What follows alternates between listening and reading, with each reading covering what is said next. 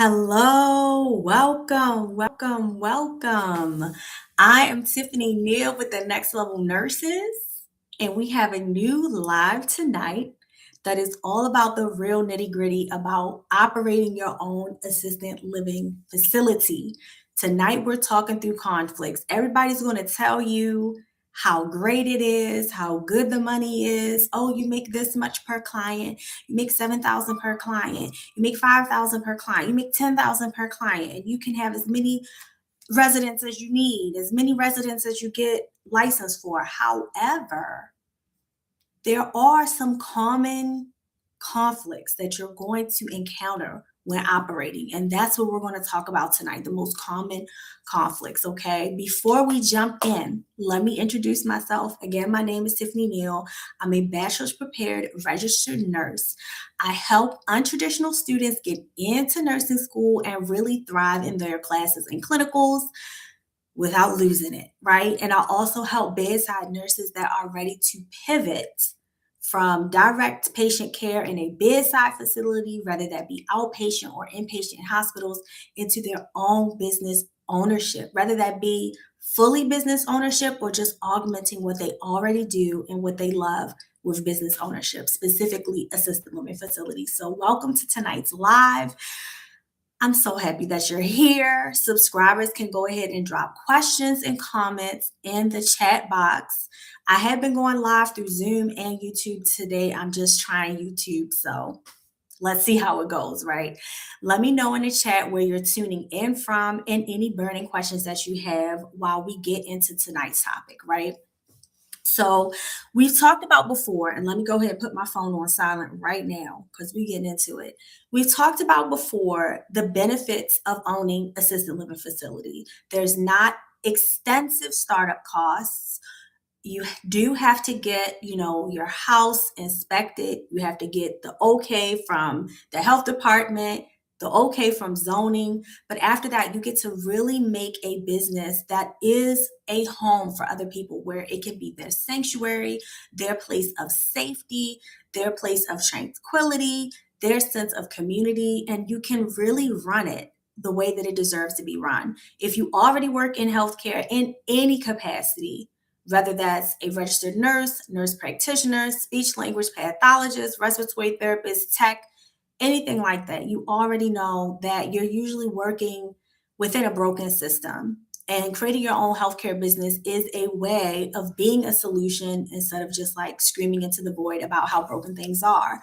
However, once you get open, it's not all rainbows and lollipops. Like it's a lot of good, but you are helping people and people are multifaceted and people are going to have conflicts. And so that's what tonight is about, how to handle those conflicts, right? And so I have a little presentation. I'm just going to pop it up during the transition parts and then come back full screen so that you can see me. But I want to talk about the most common conflicts that you're going to have in your home, starting with residents. We'll talk a little bit about conflict with staff as well, either between staff and residents, staff and resident families, and also conflicts between resident families and the business ownership. So let's go ahead and share this slide. Okay. And I'm going to mute notifications while sharing it.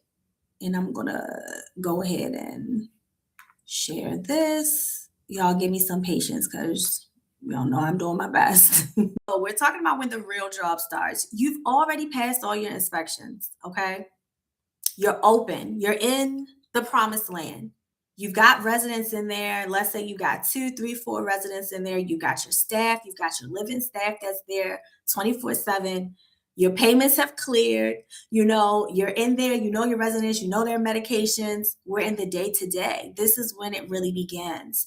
The real conflict begins. So tonight we're going to look at what the conflicts are usually about. We're going to look at the most common resident triggers, 5 places where friction is going to show up in your facility.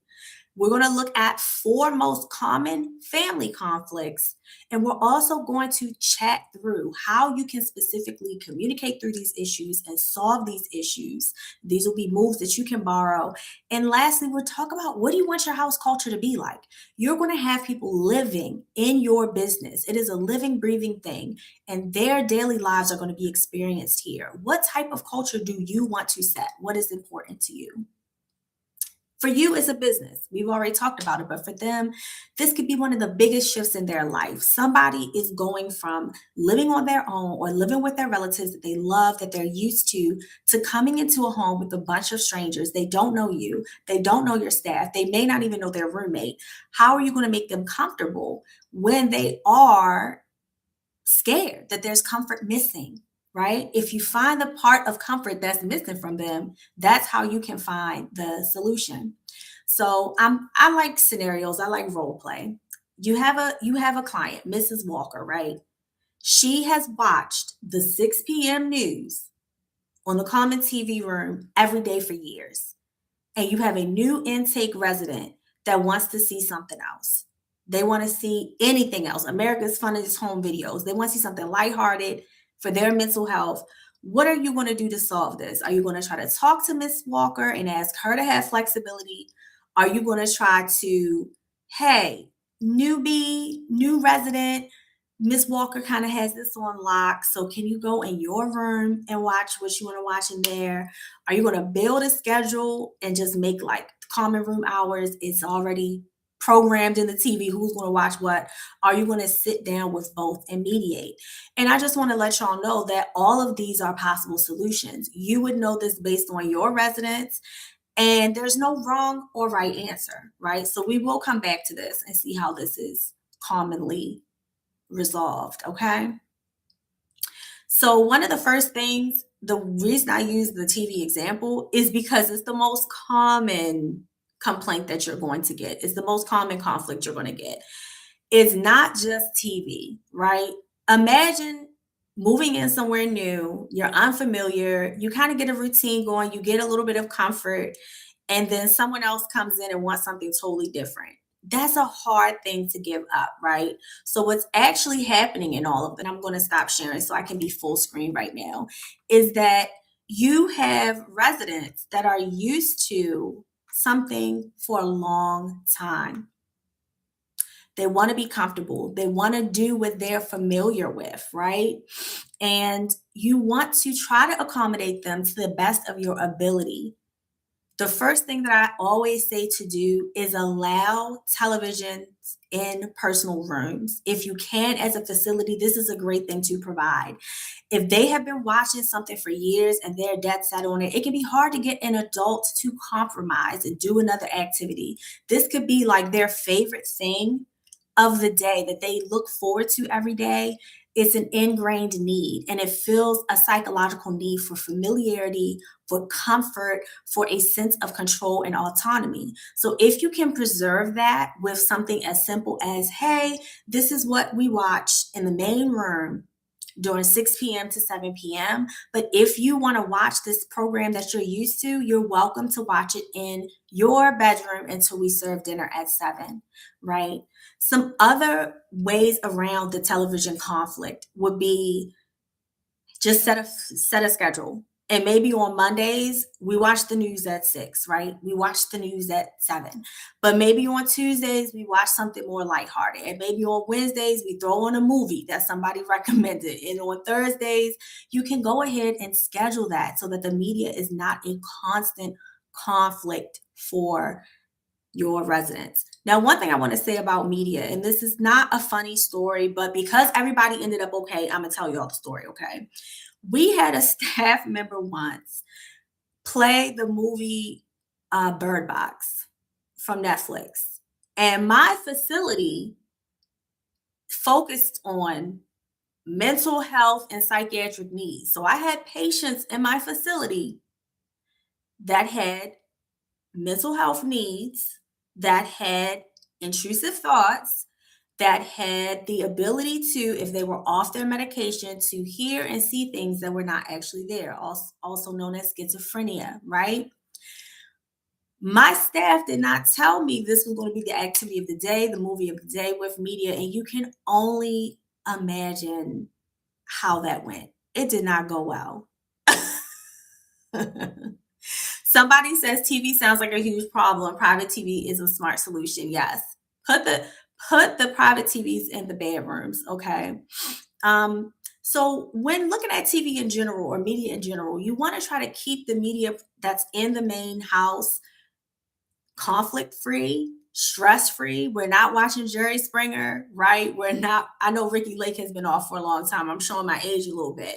I'm dating myself here, but I mentioned it. But we're not watching Housewives. We're not watching that on the main TV, okay? We want to watch things that are not going to be mental health triggers. We don't want to watch stuff that is going to be, taxing emotionally. We just don't want to set anybody off, right? We don't want to watch thrillers and suspense movies and horror movies and things like that. Anything with like sensual or suggestive content. We want to try to avoid that on the main TV. But if they have TVs in their room, they can watch what they want. And if it becomes like World War III around the television, around media, remove the remote, program the TV, remove the remote, okay? Remove it, just take it out the room. Have staff have access to it only and say, hey, this is what the TV is programmed for. It only plays PBS all day or whatever the channel is, and keep it on that, right? And if it just gets to a point of being ground zero, sometimes turn the TV off. Turn it off. Let's go for a walk. Let's get some fresh air. Let's start stretching. Let's do an activity and just move away from this altogether until everybody calms down, right? So that's the media and shared spaces. The next thing that is a common trigger is going to be the temperature. If any of you have a roommate, have ever lived with family, have a spouse, and you like different temps, then you definitely understand this. My husband and I go through this almost every night. Sorry, babe, I'm telling on you. If you watch the replay, temperature is a big trigger. It's not exciting, but it will get your residents excited, okay? It is very common. Somebody said thermostat wars, yes. So what you want to do with this, especially for our elders, they do tend to run a little bit cold and they want that temperature high so that they can be comfortable. We want to set the temperature fairly where everybody feels as okay as they can be, and then we can adjust clothing based on that. If someone needs to wear a sweater so that someone else is not like baking, then do what you need to do, right? Set the temperature and program it. A little bit cooler at night is usually good for sleep. It allows you to get into a deeper state of sleep faster. And that's like scientifically proven with research studies. But you still want to just have it be comfortable for everyone, for your staff that's moving and working around and cleaning and cooking meals and serving, meals, doing laundry, all of that, right? Giving out medication. You want to have them comfortable and the residents comfortable as well. And once you have that comfortable temperature where it's good enough for everybody, go ahead and lock that thermostat. We actually had to put a lock box over our thermostat because our residents, they felt at home and they said, this is my home. So I'm going to go ahead and boop, boop, boop. Next thing you know, the temperature is set to 85. Everybody's sweating. The tiniest person in the sweater is comfy finally. Everybody else is sweating and tired, right? So if you have to lock it, let them know, hey, we have this set to a particular temperature. Tell us if you're uncomfortable and we'll help you adjust clothing or adjust what you need, right? You also want to coach the residents into dressing for the room temperature layer by layer. Somebody says, oh no, yeah, if you don't find a way to lock that out, whether it be like a digital thermostat where you can just lock the controls, or we've had to install a lockbox, you might just have to you might have to move it to a different location, right? And you do want to train the staff to notice and adjust before it becomes a complaint. If somebody is doing this, they're panting. You want your staff to pay attention to that. Hey, are you a little warm? Do we need to cool you off? Do we need to sit you under the vent and switch you out with Mrs. Smith, who's always cold, who needs to be as far from the vent as possible? That is another common complaint. The third most common is going to be food. Not because your food is going to taste bad, because it's going to taste great. I promise you. You're going to have somebody in there that can throw down. You're going to be in there throwing down. But when you're looking at the assisted living space, you're going to have people that have different dietary restrictions, right? You're going to see common comorbidities. You're going to see diabetes. You're going to see hyperlipidemia, which is high cholesterol. You're going to see hypertension, which is high blood pressure. They may need a low sodium or a DASH diet. You may see a low sugar diet for diabetes, a low fat diet for hyperlipidemia or high cholesterol. And then you may have cognitive diagnoses on top of that, like somebody who has dementia who is not going to remember the foods that they can and can't have, right? And so I'm going to take this off of the screen again so that you can just see my full face here while we talk about this, because this is a big one. Food is a huge one. They may not remember exactly what they can and can't have, but they're going to remember what they want.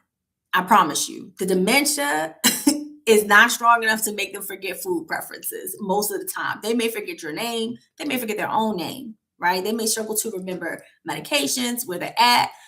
They may be disoriented, but they will remember, hey, I don't like salmon. I don't like this. I don't like broccoli. They will remember that. So just keep in mind, you want to do adequate education for the patient, for the patient's family, and for the staff about what they can and can't have, when we can give indulgences, and how we can adapt what they're used to and what they like to what they can have. We're trying to make them feel at home. We're not trying to throw a bunch of rules and regulations and make them uncomfortable and have a constant battle over the food. We want them to safely enjoy everything that they can safely enjoy, right? So you do want to show your residents and their family and the staff any doctor's orders, any provider orders around their diagnoses that will affect their food. We want to do that to keep them in the best health. We want to do that to abide by their care plan and care for them and keep them healthy, right? We do want to make sure that if they have favorites, we can adapt to their favorites in a way that's safe for them. Maybe they cannot have a slice of chocolate cake after every meal, after every dinner. But what we can do is, hey, we have some fresh fruit and we're going to drizzle some chocolate over it as an in between. It might reduce the conflict of the food being like, that's somebody said indulgences is hilarious. Yes, it is. But we want to give them small indulgences and try to adapt. Again, nothing is in their control. They are at your whims with what you want to feed them every day. Hopefully you have somebody in there that can cook. Hopefully you're throwing it down. But when it comes to, I want my slice of chocolate cake, hey, we can't give you chocolate cake and we don't have it, but we do have some fresh fruit with some chocolate drizzled over it. Or we do, maybe we can't have ice cream, but we can have some low sugar sherbet or something of that nature to try to compromise, since food is such a big part of comfort. Most of these conflicts are centered around conflict. There's a conflict around comfort. They want to feel comfortable. They're not at home. They're not with their loved ones. They deserve some piece of psychological safety and comfort and warmth in whatever way you can provide that. That will reduce the conflict that they're feeling and the way that they're expressing it to you and staff, right? So the next common thing that is going to be a trigger is activities. You want to keep your residents engaged, okay? You want mentally, you want to keep their mind and body moving and occupied, right? And you want to do things that are relevant to their cultural background and their interests. So if you love yoga, but you have residents that are not into yoga, then maybe weekly yoga is not a great activity to put on the community calendar. Maybe if your residents like gardening and you have some available green space and somewhere safe for them to do so, let's add that to the calendar. Let's add things that are within their ability level and interest groupings, right? You want to ask their families. You want to ask their friends that visit. You want to ask staff, what do they show interest in? What do they like? Their answers could actually surprise you, but you want to use their answers to build that activity calendar. And the one thing I do encourage, I say this, I feel like in almost every video, go outside, fresh air, sunlight, bird song.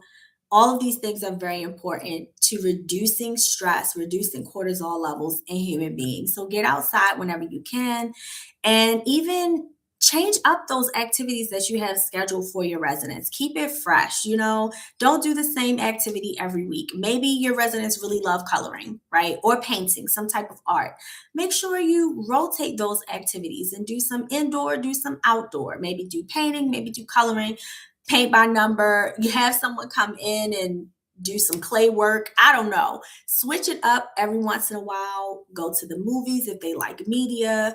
Go to a museum if they like artwork. Find different ways to rotate that calendar to keep them mentally stimulated and physically stimulated and seeing new things. Again, you are creating a home for them. You want to give them your best and give them great days. You want them to be able to call their family and say, we went to the Modern Museum of Art today and it was incredible. Or we went to see the Liberty Bell, in Philadelphia today and it was incredible. We took a trip, or we got ice cream sundaes today and walked around the park and got to feed the ducks. You want to do those activities to really show that you care and to really keep them engaged, right?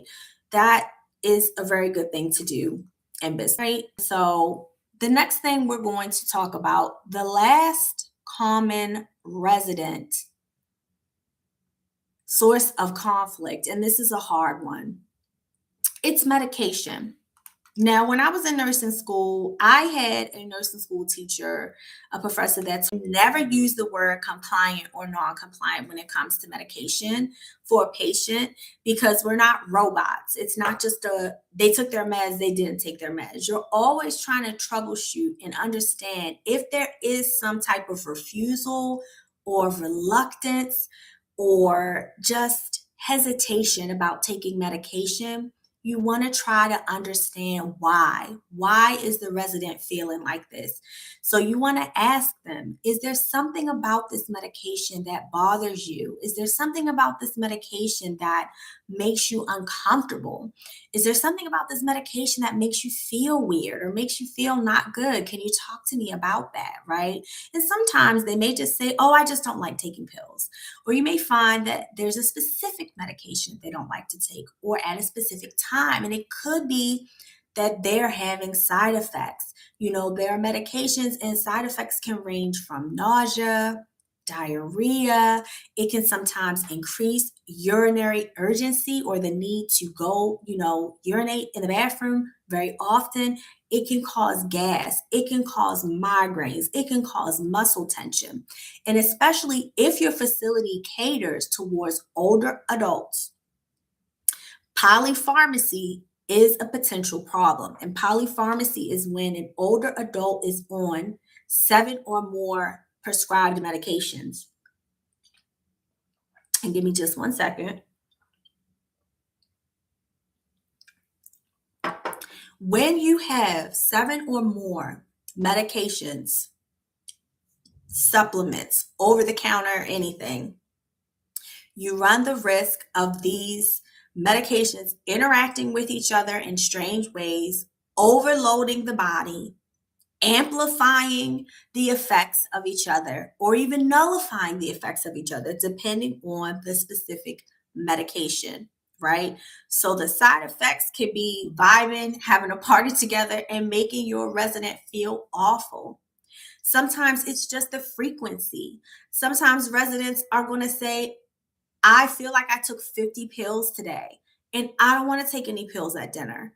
That's reasonable. That's something where you want to move to step two and advocate. Talk to the primary care physician or provider, talk to the specialist and say, hey, Mrs. Jones takes 15 pills a day, and by dinner time, she's just over it. Is there a way that we can take this pill that's meant for 3 times a day and give it to her at breakfast and lunch only? Is there a way we can get a different formulation of the pill where it can maybe be extended release, where she only has to take one and it works throughout the day? You want to advocate for them so that this isn't such a constant conflict. When you're in assisted living facility, like when I was in my facility, this was something we wanted to be in there. My husband and I wanted to be the primary caregivers so that we could get to know these rhythms so that this conflict would not hit our staff. When we were ready to have a live-in staff, when we were ready to have weekend staff, we could smooth those things out so that they wouldn't have to make those decisions and deal with that friction from the residents, which was valid, right? And you also want to talk to family, especially if you have a resident that may have Alzheimer's or dementia, where they may not be able to communicate clearly to you why they don't want to take their medicine every day or why they don't want to take the pink pill versus the blue pill. You want to talk to their family. Hey, has your mom ever had side effects from her cholesterol medication? Sometimes medications for hyperlipidemia or high cholesterol are known to cause like muscle cramps and muscle pain. So you can say, hey, I noticed she doesn't ever want to take her statin. Is Was there an issue with her having pain when she took her statin or having discomfort? You want to loop the family in and let them know, hey, we're having some difficulty with this. What do you suggest? What have you seen work before? What is something we can talk to make your mom or your dad more comfortable, right? And you also just want to give praise. We all like being told, great job, right? It makes us feel warm inside. That's why I encourage everybody who watches me, like, you can do this. You can reach these goals. You can get into nursing school. Okay. You can get A's. You can open up your assisted living facility. It's because I know that you can do that because you're watching and you're interested and you have the skills, but it's also because maybe you're not hearing that elsewhere, right? You're not getting that encouragement. The residents need that encouragement too. They're in a strange place with a strange family that they probably didn't ask for. So we want to give them incentives, whatever is meaningful to them. Maybe it's a sticker, maybe it's a treat, maybe it is a tiny slice of chocolate cake, maybe it's some sugar-free ice cream, maybe it's their favorite bag of chips, maybe it's a ribbon, or maybe it's a special activity like we talked about before, taking them to the park. Hey, I really want to go feed ducks. I really want to go to the pet store and play with kittens. Maybe it's something like that, but try to build in some incentive to help them and still protect their dignity, right? All right, so we talked about the most common resident sources of conflict. We're going to switch gears and I'm going to give you guys a different scenario situation. And remember, it's no right or wrong answer, guys. We have a resident, Mr. Brown. Mr. Brown calls you every Friday at 7 p.m., okay, to complain about your staff. They do not like the staff. Now, his payments, always on time. The complaints are not always specific. Sometimes it's, she put my plate on the table real hard. And she does this every dinner time. Sometimes it's, I didn't get to see the news that I wanted to watch. Sometimes it's, I picked out my purple shirt and she didn't iron it. It wasn't crisp enough, so then I had to wear green today. And maybe sometimes it's just, I just don't like her. I just don't like him. I just don't like, they give me a bad feeling. What are you going to do to resolve this conflict? A, you're going to document and listen. B, you're going to say, let's get a coffee, talk about this more. C, you're going to send a nurse. First of all, C is not a real option, okay? C is not a real option because your delegating nurse is not handling this situation. So we can eliminate C off the board, to be honest. D, set a meeting with the resident and their family and you, and even potentially the staff in question, right? Is there a reason? Is there not a reason? What's going on here? Let's get to the bottom of it, right?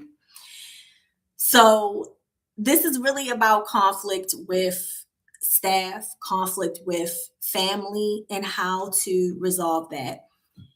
Your staff are human beings, just like your residents are human beings. And we were very big on protecting and safeguarding the staff's mental health and feelings, just like we protect and safeguard the residents' mental health and feelings. Sometimes people just don't get along. They don't have similar personalities. Maybe the communication style is different. Maybe the cultural norms are different. Maybe the era that they're from, they would not have had, frequent close contact with someone that is like your staff member. There could be generational divide. There could be all types of divides. What you want to do as the owner is to document all concerns, to make sure you're talking to staff, that you've trained staff adequately, to be there frequently enough to observe the interactions, right? And to try to mediate.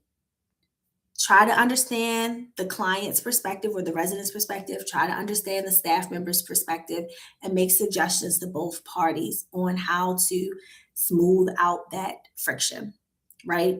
So that is one way to deal with that. I always try to start with observation. Like when you're looking at the nursing way of solving problems, right? You want to assess what the patient knows, what the patient is aware of before you start to implement a plan or even educate the patient. So part of that assessment, if you were to take that assessment piece and look at conflict between the resident and the staff, the first thing you want to do is actually observe the interactions between the resident and the staff. The staff could be doing something that's totally normal to them. Like if the resident says thank you, they may say no big deal, or the resident says thank you and they may say gotcha, no problem. And that can be a huge generational barrier where someone of an older generation may say, if I say thank you, you are supposed to say you're welcome back to me. And they can take that as a sign of disrespect, right? To the staff person, that doesn't mean the same thing to them, because the younger generation, Gen X, millennial, they're going to say, yeah, no biggie, no problem, my pleasure. They'll say something, you're cool.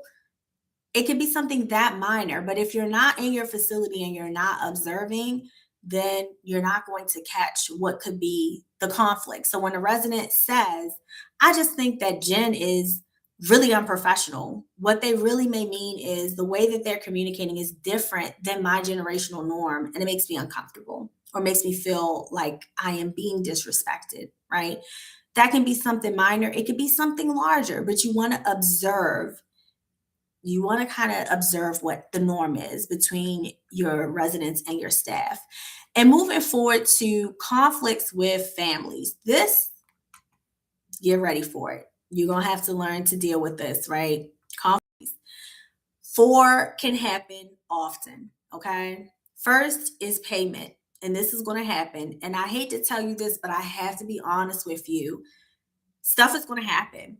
Families have emergencies in the same way that you have emergencies. Your family's had an emergency. You may have had a bill that you've paid on time for 3 years, and then there's a bump in the road. Someone loses a job, someone gets moved to a different department, and salaries change, insurance changes, availability for hours change, health status changes.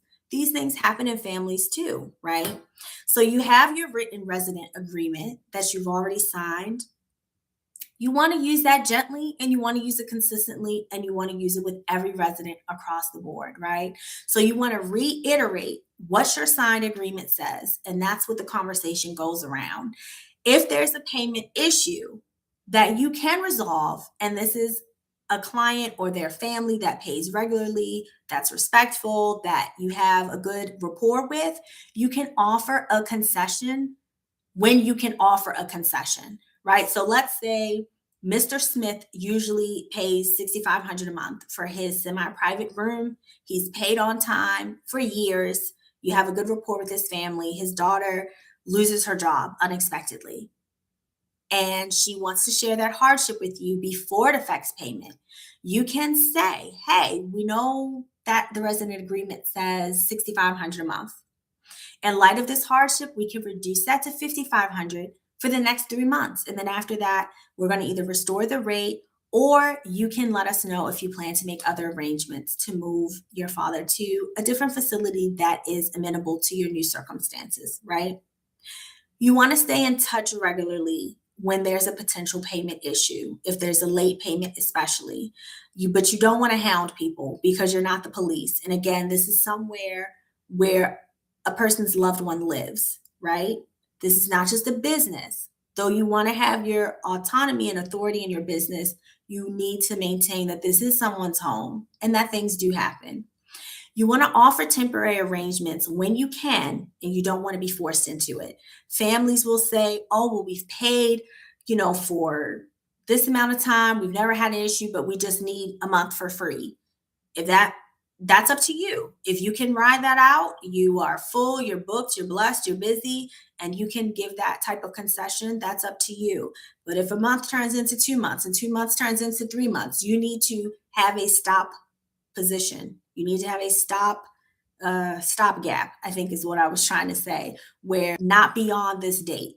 Okay. We can do a concession. We can give you a month free. We can give you a month half off, 10% off, 3 months even. But after that, we need to return to the original signed payment agreement. You want to remind them this is a contract, right? And one thing you want to never do is do not talk about your clients. Do not talk about your residents' payments and finances with staff, with other residents ever. That's a huge no-no, and that's even a potential lawsuit. You do not want to share that information in the same way that you wouldn't want for someone to share if you were behind on a bill, if you were having financial hardship. You wouldn't want your unit to talk about that if you're, at a healthcare facility. You wouldn't want your professors to talk about that if you're a student.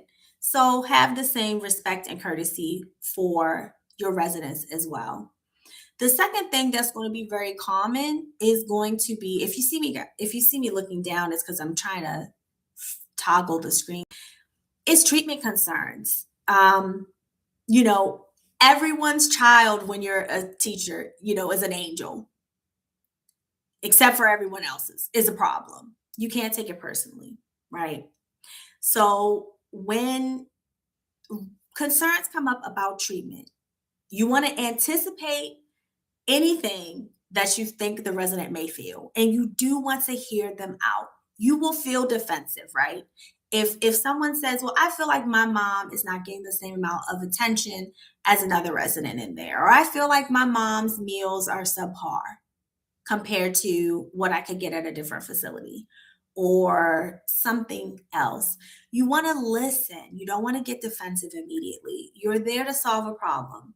Your business is not under litigation. You're not having a gun held to your head saying you're the worst business owner in the world. Don't get rude. Don't interrupt them. Listen.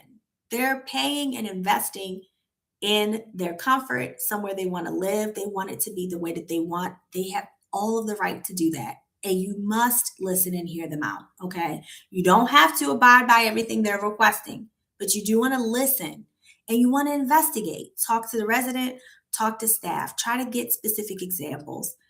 If it is for a mealtime situation, I don't like when this is served. They get this too often. Can you tell me about that? What meal is the triggering meal?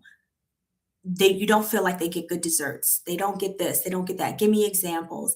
And then follow up. I understand my staff member thought that your mom was diabetic. Now they understand that she was pre-diabetic. And now that she's taking GLP-1s and she's walking more, her blood sugar is back to normal. So she can have dessert every night. And it doesn't have to be the sugar-free dessert. Something that simple can make this go away and go from a big conflict to something that is moved on from. Visitation is another common conflict. People want to see their relatives when they want to see their relatives. And somebody says in the chat, I didn't even know that could be a lawsuit. Yes, it can be a lawsuit. When you share people's financial information, absolutely can be a lawsuit. Visitation. You are running a home, and that home has to feel comfortable for everybody. So that means that You want to have a visitation agreement in your residential agreement packet, not just in your head. Because what you think is normal for your family, oh, well, we would only visit between 3 p.m. and 7 p.m. For another family from another culture, from another generation, they may say, we're only going to visit at 9 p.m. And in your mind, you're thinking the residents are going to be getting ready for bed by then. Take it out of your mind and put it in writing. Put it in black and white, right? Put the hours there. Ask them to schedule in advance when possible so that you know what the week looks like and you can give your staff a heads up. And if there's an illness factor, either the visitors or the home or whatever is happening, offer alternative when any type of illness hits. Offer a video conference if they need to see their relative right away and they don't want to use the phone. Hey, we'll set you up with a webcam on the house computer. Do temperature checks when visitors come in to make sure that everybody is safe and sound. And the last common conflict when you have your facility that you'll have with family is what we will call an entrance or community fee. It used to be called like a beautification fee back in the day. This is a fee that you have to explain is non-refundable. And you want to do that you want to explain that a few times. It's non-refundable. It's to improve upon the house. It's to beautify the house. It's to make the community better for everyone in the home, and everyone has to pay it. And it's written into the agreement.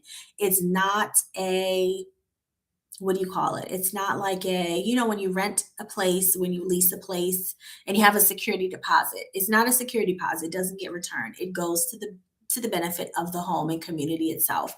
So it can keep up with the activity fees and things like that. So it funds upkeep, maintenance, beauty, everything that goes into making a house a home and feel like home, right? You want to share this fee when they're touring, when they're signing the paperwork, and when you're doing their intake processing.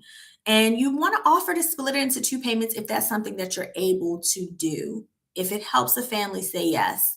And the entrance and community fee can usually be 1 month of their admission fee. All right, guys, we're getting to the end of this. I just want to say, beautification fee sounds like a scam. Yeah, we don't use that term anymore. Now it's a community fee. Like we don't say that because it's like you should already have a beautiful home, and you should, right? But with every resident that comes in, we want to upgrade and offer more, offer better activities, put some more artwork in the home, upgrade the TV in the home, right? Put the personal TVs in every room so that you have less resident conflicts, et cetera, et cetera. And the last thing I want you to think about tonight as we wrap up this live is what type of house culture are you building? Like, how much do you want it to be comfortable and free versus structured? Right? You need to have a balance of both, but different houses are going to lean in different directions. How involved do you want families to be? Do you want them to be a part of the care team? Do you want to treat them as paying customers? Do you want to elevate them to the position of an advisor? Your answer and how you feel and how you want to run your business is going to determine how you handle conflicts with families. And also, you have to keep in mind how involved the families want to be. You'll have some clients that they have different relationships with their kids, with their nieces, their nephews, with whoever is involved in their life, and they may choose their own scale of involvement. They want to be highly involved. They want to be only call me for emergencies. So think about how you want to handle and navigate those situations. And also consider in your mind, where's the line between accommodation and enabling, right? And make sure you have a policy for that line. Write it, put it in black and white. The answers that you feel about these questions are going to become the basis for your house's culture, right? So you want to think about that. So that's everything tonight. If you want to keep going, come join us at the Next Level Nurses. Make sure you subscribe to the channel. Know that I believe in you. You can do whatever you put your mind to. And I am cheering for you as you reach your next level, whatever that may be. Bye, guys. Have a great night.